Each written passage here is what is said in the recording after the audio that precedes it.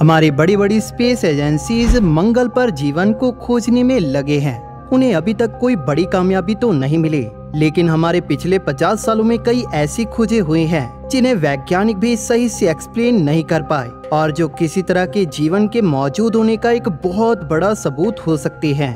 मंगल पे मिले मशरूम से लेकर मंगल के एस्ट्रॉयड पे मिले लिविंग ऑर्गेनिजम्स के फॉसिल तक, ऐसा बहुत कुछ है जो आज भी हमारे लिए एक बहुत बड़ा रहस्य है। दोस्तों, देरी ना करते हुए आइए जानते हैं इन रहस्यमयी खोजों के बारे में। Mysterious gases.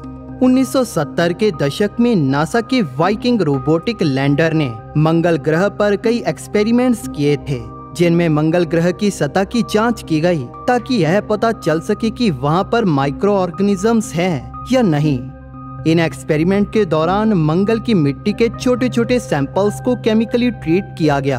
दोस्तों, इन एक्सपेरिमेंट को इस लैंडर के रिएक्शन चेम्बर में परफॉर्म किया गया था। इनमें से एक सैंपल में रोबोटिक लैंडर ने ऑर्गेनिक मटेरियल के साथ साथ मंगल ग्रह की मिट्टी में रेडियो एक्टिव कार्बन 14 को मिलाया।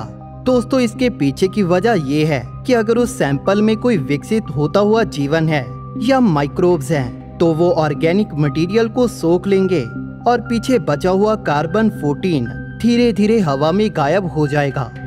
उस केमिकल एनालिसिस के बाद हर सैंपल के तापमान को थोड़ा थोड़ा बढ़ाकर 100 डिग्री तक ऊपर ले जाया गया, क्योंकि वैज्ञानिक ये जानना चाहते थे कि क्या ये प्रोसेस कहीं जाकर रुकेगी या नहीं। दोस्तों, उस एक्सपेरिमेंट के दौरान कुछ काफी अजीब हुआ। टाइम के साथ साथ उस कार्बन 14 की मात्रा बढ़ती गई, जबकि उसे खत्म होना चाहिए था, और फाइनली उस चेम्बर का तापमान 100 डिग्री के ऊपर पहुंच गया, जिसके बाद ये प्रोसेस स्टॉप हुई। हालांकि इस एक्सपेरिमेंट का कोई रिजल्ट सामने नहीं आया और जो आज भी काफी ज्यादा डिबेटेड है। दोस्तों, इस एक्सपेरिमेंट की हैरानगी वाली बात यह है कि उस रेडियो एक्टिव कार्बन 14 को ऐसे वातावरण में खत्म होना चाहिए था और जो टेम्परेचर के बढ़ने के साथ भी बढ़ता चला गया। इसी के साथ हाल ही में मंगल ग्रह के एटमॉस्फेयर में बहुत कम मात्रा में मीथेन गैस देखने को मिली है। इस गैस का मंगल पे मिलना इस बात की ओर इशारा करता है कि मंगल पर माइक्रो ऑर्गेनिजम्स हो सकते हैं, क्योंकि हमारी पृथ्वी पर रहने वाले माइक्रो ऑर्गेनिजम्स मीथेन गैस को छोड़ते हैं। लेकिन इस बात से हमें यह पता नहीं चलता कि मंगल पर जीवन है या नहीं, क्योंकि कई इनऑर्गेनिक प्रोसेसेस की वजह से भी मीथेन गैस प्रोड्यूस होती है। फॉसिल्ड वर्म्स। 7 अगस्त 1996 में तब के अमेरिका के प्रेसिडेंट बिल क्लिंटन ने व्हाइट हाउस के लॉन में ये अनाउंस किया था कि हमारे वैज्ञानिकों ने 1984 में अंटार्कटिका से रिकवर्ड मेटेओराइट में एंशिएंट माइक्रो ऑर्गेनिजम्स के फॉसिल्स को खोजा है। दोस्तों, उस मेटेओराइट को हमने ALH 84001 नाम दिया है और इससे जुड़ी सबसे खास बात ये है कि यह पत्थर मंगल ग्रह से धरती पर आया था, जिसके पीछे का कारण था मंगल पे फटा कोई ज्वालामुखी या फिर मंगल से टकराया कोई एस्ट्रॉयड, जिसकी वजह से ये मंगल ग्रह की सतह से अलग होकर उसके एटमॉस्फेयर से बाहर निकल गया होगा, जिसके बाद इसने अंतरिक्ष में लाखों सालों तक सफर तय किया, जिसके बाद ये जाकर हमारी पृथ्वी के दक्षिणी ध्रुव पर मौजूद अंटार्कटिका में आकर गिरा होगा। जब वैज्ञानिकों ने पावरफुल माइक्रोस्कोप से इन माइक्रो ऑर्गेनिजम्स का अध्ययन किया तो पता चला कि अब ये फॉसिल बन चुके हैं। ये micro organisms worm like organisms हैं और जो कई करोड़ों साल पुराने हैं। हालांकि इनकी मंगल पर सही उत्पत्ति की जगह और समय का पता वैज्ञानिकों को भी चल नहीं पाया। आज भी कई वैज्ञानिक इन्हें लेकर डिबेट करते हैं और साथ ही साथ अपनी थ्योरीज भी देते हैं। कई वैज्ञानिकों का दावा है कि कई इनऑर्गेनिक प्रोसेसेस से ऐसे स्ट्रक्चर्स बन सकते हैं और जो हमें देखने पर एक लिविंग माइक्रो ऑर्गेनिज्म की जैसे लगते हैं।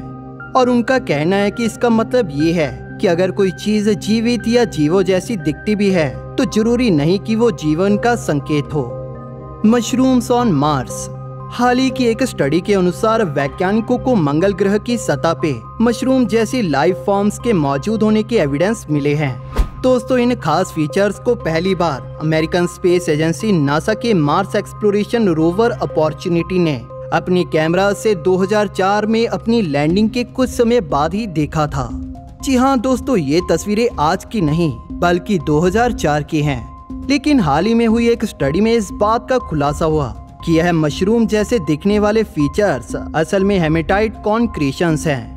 ये हेमेटाइट लोहे और ऑक्सीजन के मिलने से बनते हैं और ये हेमेटाइट कॉन्क्रीशंस आकार में गोलाकार होते हैं जो हेमेटाइट मटेरियल से भरपूर होते हैं। दोस्तों, ये हेमेटाइट हमारी पृथ्वी पर भी काफी ज्यादा मात्रा में पाया जाता है। मंगल पर इन गोलाकार रॉक्स की फॉर्मेशन मंगल के पास्ट में मटेरियल के एक पानी भरे एटमॉस्फेयर में धीरे धीरे एक साथ मिलकर जमा होने की वजह से हुई हो सकती है, या हो सकता है कि इनका निर्माण किसी जियोलॉजिकल एक्टिविटी जैसे वॉल्केनिक इरप्शन की वजह से भी हुआ हो सकता है। दोस्तों, अगर हम नासा की माने तो ये फीचर्स किसी भी तरह से कोई मशरूम नहीं है।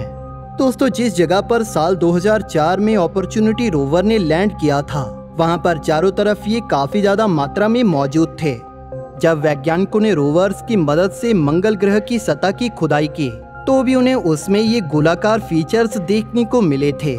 फिलहाल इनको लेकर वैज्ञानिकों में काफी ज्यादा डिबेट चल रही है, लेकिन ये सच में क्या है इसके बारे में हमें आने वाला समय ही बताएगा। दोस्तों, यही हैं कुछ खास खोजें जिनको लेकर हमारे वैज्ञानिक आज भी पूरी तरह से सहमत नहीं हैं। दोस्तों, हो सकता है कि फ्यूचर में होने वाले नासा और स्पेसएक्स के ह्यूमन मार्स मिशन के दौरान इनसे जुड़ी कोई बड़ी डिस्कवरी हो पाए, लेकिन तब तक के लिए हम कुछ भी नहीं कह सकते। आपका क्या मानना है इनके बारे में हमें कमेंट सेक्शन में जरूर बताइए। दोस्तों, अगर आपको ये वीडियो पसंद आई तो इसे लाइक और शेयर जरूर करें और हमारे चैनल को सब्सक्राइब करना बिल्कुल भी ना भूलें और इसी के साथ बेल नोटिफिकेशन को ऑन जरूर कर लें ताकि नई वीडियोस की नोटिफिकेशन अपलोड होते ही मिल जाए। Thank you for watching. दोस्तों, इस वीडियो को अंत तक देखने के लिए आप सभी का धन्यवाद।